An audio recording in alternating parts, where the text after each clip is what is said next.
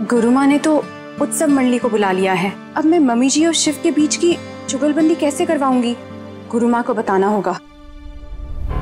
हर हर महादेव, हर हर महादेव। आज हमारे घर में इतना बड़ा उत्सव है और मुझे लग रहा है कि शिव भगवान हमारे साथ ही है, इसीलिए दिल से बोलो हर हर महादेव, हर हर महादेव। वो आस्था ये उत्सव को करके अपने नंबर बढ़ा रही है, पर तू देखना मैं उसके नंबर कैसे कट करके उसे फेल करती हूँ। वैसे भी गुरु माँ ने उसके सर से अपना हाथ थोड़ा पीछे खींच लिया है और हमें इसी मौके का फायदा उठाना चाहिए, बिल्कुल गंवाना नहीं चाहिए, समझे है ना? अब तो देखना मैं इस चुनरी से उसकी कैसे बैंड बजाती हूँ, ठीक है? मम्मी जी आराम से, अगर आप पे चुनरी गिर जाएगी तो आपको पता है ना क्या होगा। हाँ, अच्छा हुआ बहू तुमने मुझे याद करवा दिया। हाँ?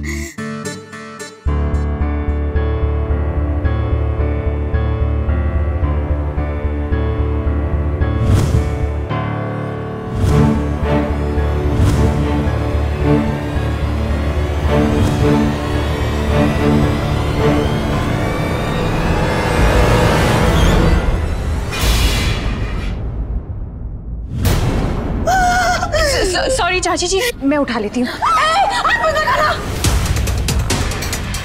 हाथ क्यों नहीं लगाना? क्या हुआ चाची जी? नहीं, मेरा मतलब है बेटा कि तुम इसे उठाने के लिए नीचे झुकोगी, फिर इसे उठाओगी। तुम जिस काम के लिए जा रही थी उस काम में देरी हो जाएगी ना बेटा, इसीलिए हाथ मत लगाना। वैसे भाभी मुझे पूछना था, आपको पता है ये उत्सव मंडली वाले कहाँ ठहरे? अरे वो तो आउट हाउस में है बेटा। नहीं जानकी भूल गई, वो आउट हाउस में हमने छोड़ा था। आउट हाउस में बेटा। अच्छा ठीक है, हाँ, मैं आती हूँ। आराम से जाना।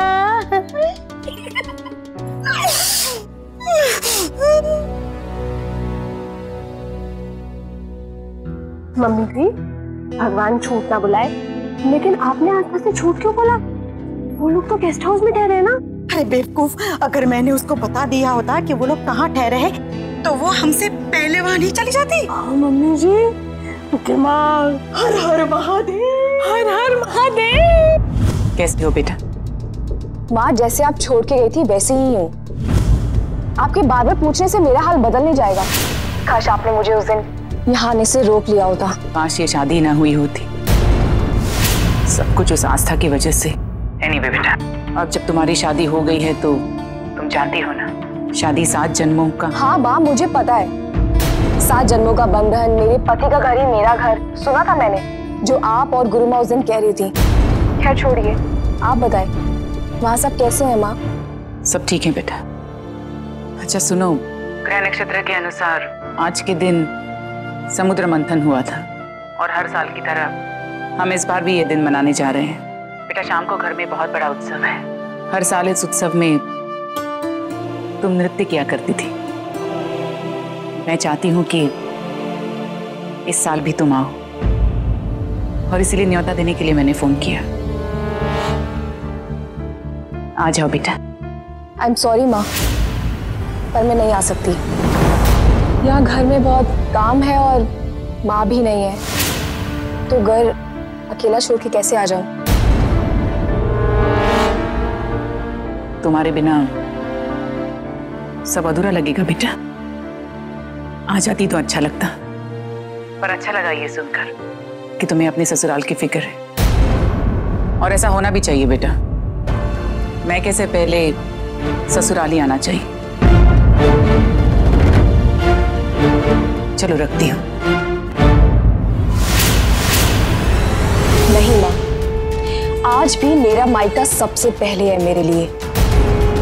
घर आऊंगी तो किसी इनविटेशन पे नहीं, हमेशा के लिए आऊंगी। लक्ष्मी क्या कह रही है गायत्री? वो उत्सव में आने के लिए उसे न्योता दे रही थी गुरु माँ, पर वो अपने घर में व्यस्त है और शारदा जी भी आज वापस आ रही हैं तो नहीं आ पाएंगी। कोई बात नहीं, उसे अपने घर की जिम्मेदारियां संभालनी है और हमें अपने घर की। गाने बजाने वालों को मैंने बुला लिया है और निश्चिंत रहो, सब अच्छे से हो जाएगा। पर गोविंद जी तो कह रहे थे कि आस्था सारे उत्सव की तैयारी कर रही है। तो मंडली भी वही बुलाएगी ना? आस्था के लिए ये उत्सव पहली बार है और मैं जानती हूँ कि इतने सारे कामों में उसे याद नहीं रहा होगा, तो मंडली को मैंने खुद ही बुला लिया। लक्ष्मी, आज तुमसे दिल की बात कहूँ, न जाने क्यों आज पहली बार मुझे अपने फैसले पे संदेह हो रहा है। इतने दिनों से घर में जो भी होता आ रहा है, अब मुझे एहसास होने लगा है कि कहीं शिव की शादी जल्दबाजी में तो नहीं करवाती मैं।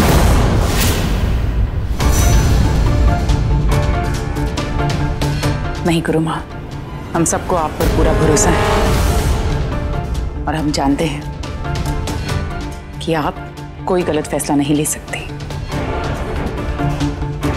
बहुत सारे काम हैं, आती हूँ।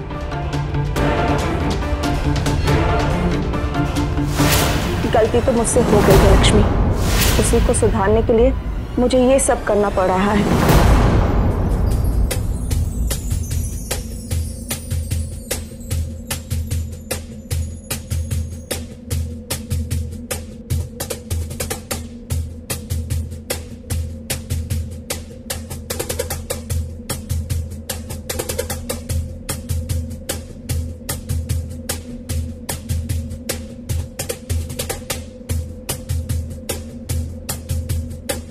शिव,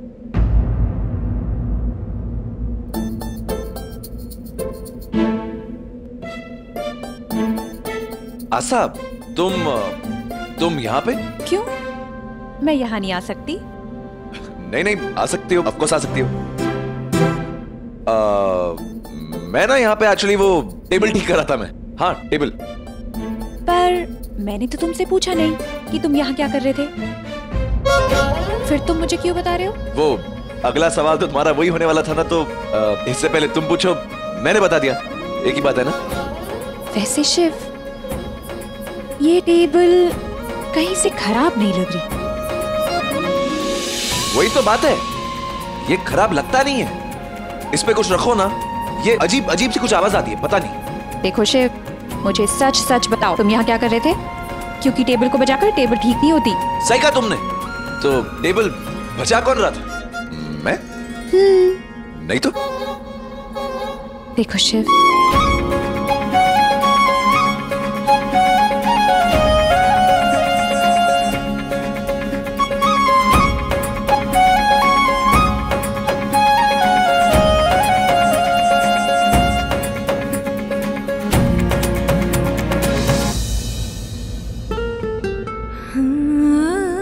मैं तुम्हारी फ्रेंड हूँ ना, तो अपनी फ्रेंड को अपनी दिल की बात नहीं बताओगे? बताऊंगा। वरना मेरे पास एक दूसरा तरीका है। आस्था,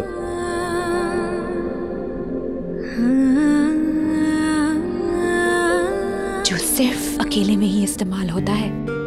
आस्था, अकेला लड़का हो तो फायदा मत उठाओ ना प्लीज, ऐसे नहीं करते। ये तो मेरा हक है ना शिव। हक? हाँ, हक। मैं तुम्हारी फ्रेंड होने से पहले तुम्हारी पत्नी हूं ना, और पत्नी का हक तो बनता है। जब एक औरत को उसका हक नहीं मिलता तो वो उसे छीन लेती है, ऐसे।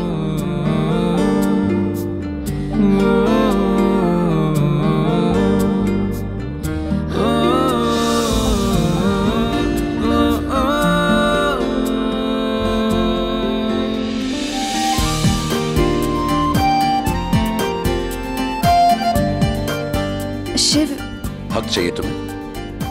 पूरा हक अदा कर लो, पति हूं मैं तुम्हारा। शिव, अरे कर लो, हक अदा कर लो। शिव, शिव। क्या? हाँ? अरे आस्था, अरे आओ ना, लो ना हक। आस्था।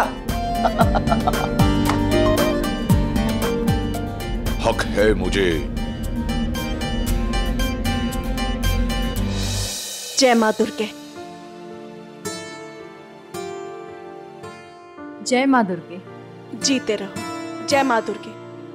भजन मंडली तो मिल नहीं रही, गुरु माँ से बात करती हूँ। गुरु माँ, मुझे आपसे एक बात करनी है। जय माँ दुर्गे। स्वागतम।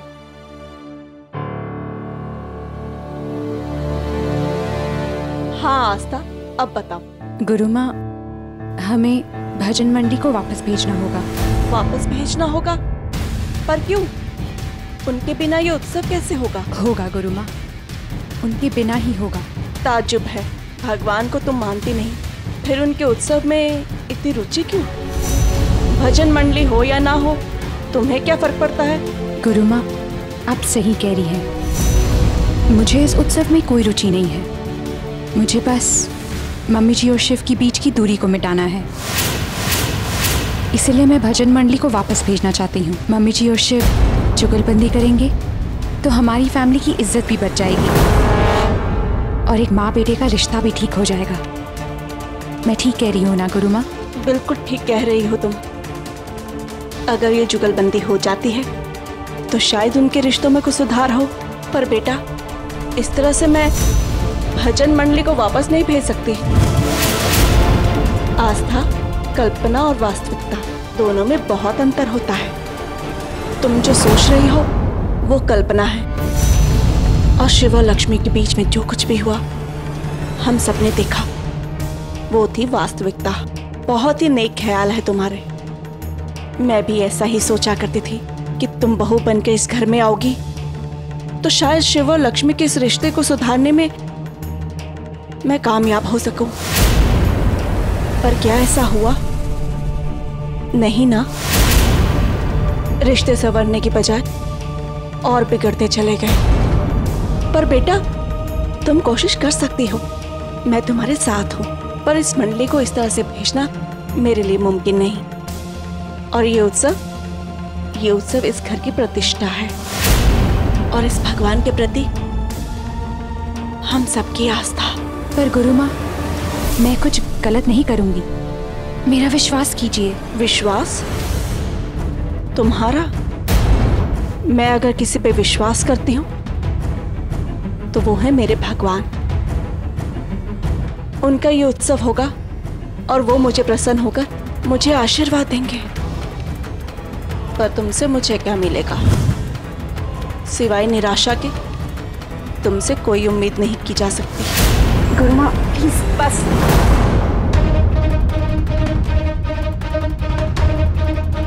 आस्था, मैंने जो कह दिया उसे पत्थर की लकीर समझो।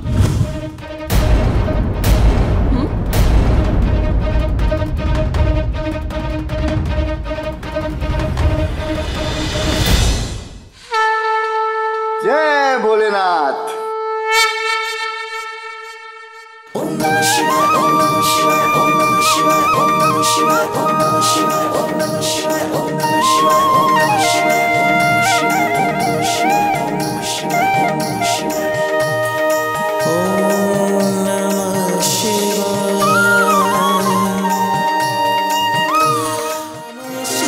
कितना अच्छा मौका मिला था, पर मैं जो करना चाहती थी वो कर ही नहीं पाई।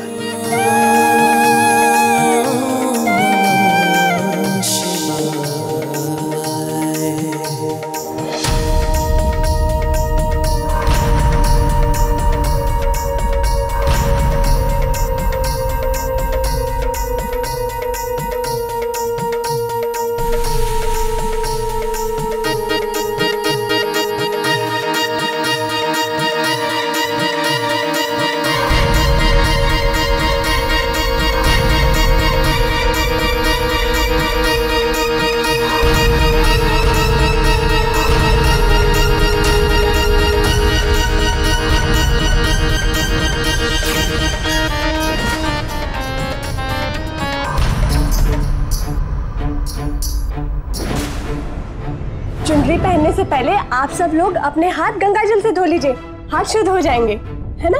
आइए।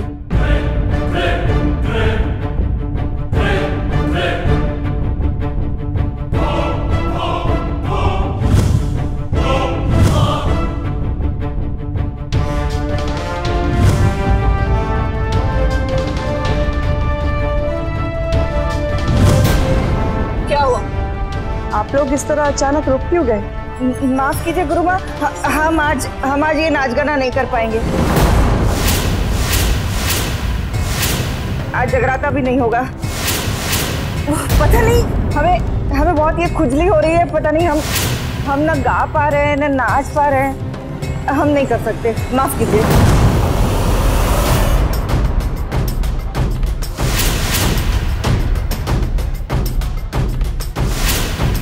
अरे सुनिए, अरे रुकिए प्लीज, अरे प्लीज।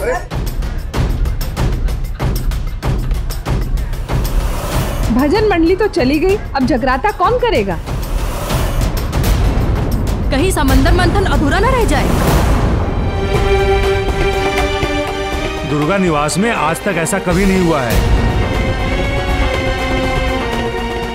देखिए माफ कीजिएगा, उत्सव मंडली किसी परेशानी की वजह से कार्यक्रम अधूरा छोड़ के चली गई है, लेकिन आप लोग जिस उत्साह और उमंग के साथ यहाँ आए हैं, हम आपको यहाँ से निराश होकर जाने नहीं देंगे।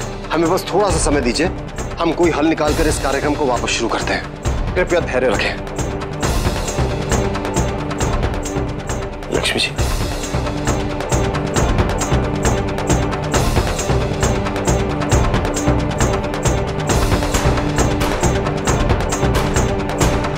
देखिए आप लोग प्लीज चिंता मत कीजिएगा, हमारे घर में कोई भी काम कभी अधूरा नहीं रहता, तो ये उत्सव भी अभी जल्दी शुरू हो जाएगा। अरे रुंझुन जी, शरबत बांटिए ना।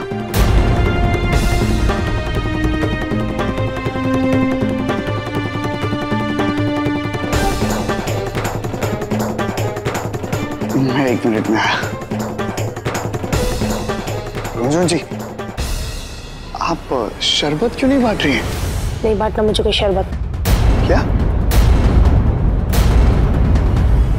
मेरा मतलब है बलवान जी, मेरे हाथ में ना मोच आ गई है, इसी वजह से मुझे वो थाली उठाते नहीं बन रही है, मैं शरबत नहीं बांट पा रही हूँ। अरे इतनी सी बात तो आपने मुझे पहले क्यों नहीं बताया? मैं आपको ये काम देता ही नहीं करने के लिए। चलिए कोई बात नहीं, एक काम करता हूँ, मैं शरबत बांटता हूँ, आप है ना आराम कीजिए। घर वालों ने बेटे के जैसा रखा है पर ये नौकरों वाली आदतें करता है। नौकर बना तो इसके खून में है ना, पर मैं नहीं बनूंगी इस घर की नौकरानी। रुंझुन,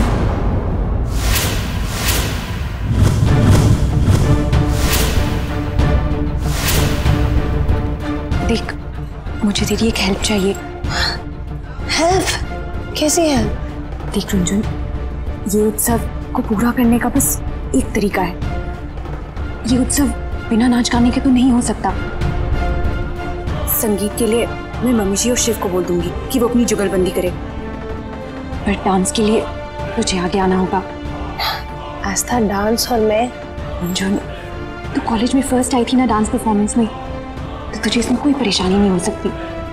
देख, फैमिली के लिए हम जितना करें ना उतना कम होता है, प्लीज। वैसे ये अच्छा मौका है अपना टैलेंट दिखा के सबकी नजरों में अच्छा बनने का। एटलीस्ट तब कोई मुझे नौकर की बीवी तो नहीं कहेगा।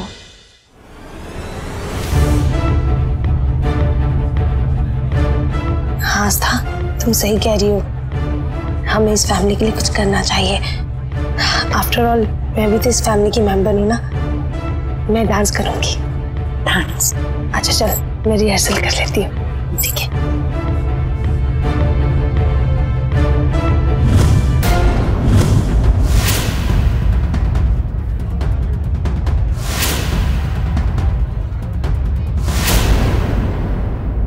जी जी ठीक है। क्या हुआ? मंडी का इंतजाम हो गया? नहीं जी, ये वाली तो बिजी है, मैं किसी और को लगाता हूँ। गोविंद जी, अगर मंडी नहीं आई तो उत्सव अधूरा रह जाएगा। आप टेंशन मत लो, कोई ना कोई आ ही जाएगी।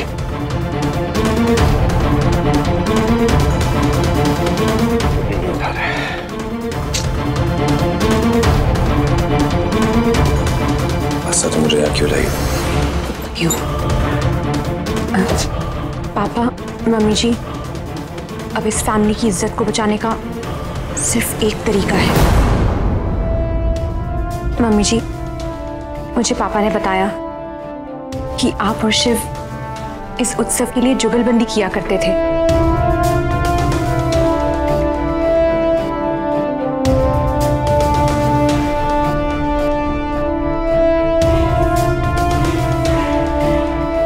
तो मम्मी जी, प्लीज इस बार भी इस उत्सव के लिए जुगलबंदी करके हमारी फैमिली की इज्जत को बचा लीजिए।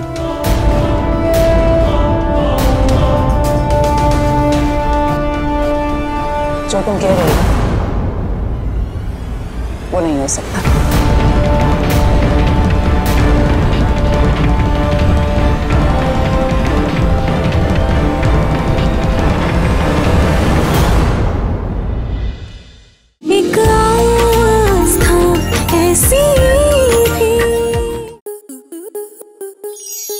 To enjoy more such amazing videos, subscribe to our YouTube channel.